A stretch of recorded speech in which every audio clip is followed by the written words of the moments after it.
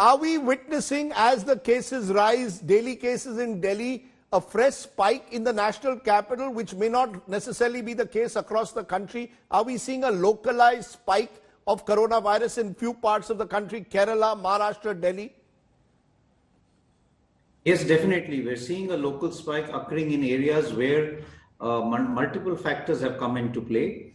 And I think one of the important factors is that there has been crowding in these areas without COVID appropriate behavior. You rightly said that this is partly related to the festive season, partly related to the fact that there are elections happening in the neighborhood as far as Delhi is concerned. And of course, the cold weather, which also leads to the virus surviving for a longer time in the environment and people crowding inside the houses because of this cold weather.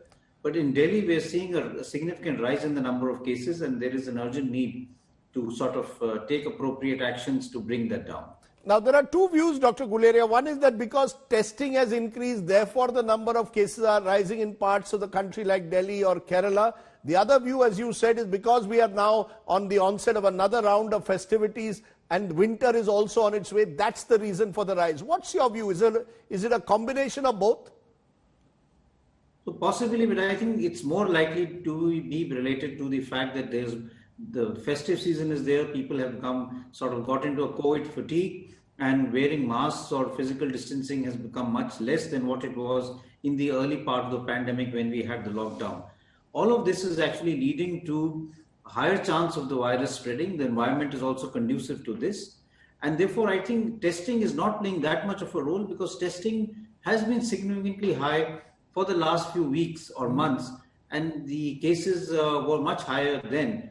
So I don't think it's that much related to testing. I think it's more related to our own behavior and the crowding that's happening.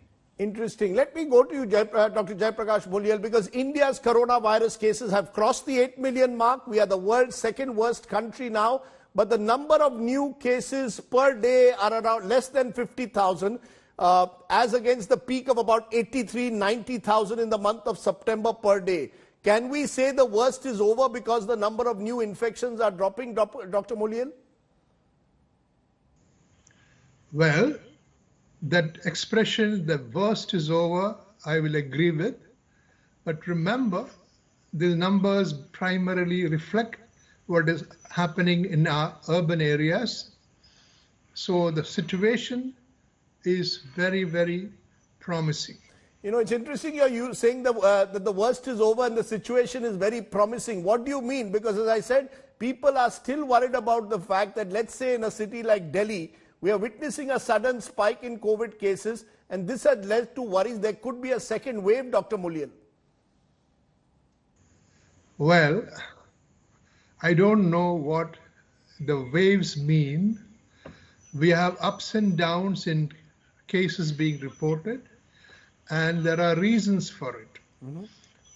Our society is a very, very multifaceted society, shall I say. Mm-hmm. Some live in a network where they are more vulnerable to infection. Mm-hmm. Other networks are less vulnerable. So these kind of a situation produces uneven incidence over time. Mm-hmm. So that is exactly what we are seeing. Mm-hmm. If you look at Tamil Nadu, it has been steadily coming down. Mm-hmm. And certain parts, it is doing that. These ups and downs are only natural. Mm-hmm. Please remember, the number of cases is only a fraction of the total infection that is going on. To know the true infection, you have to multiply the number of cases by a factor of 25 or 30. So I suggest that you call it ripples rather than waves.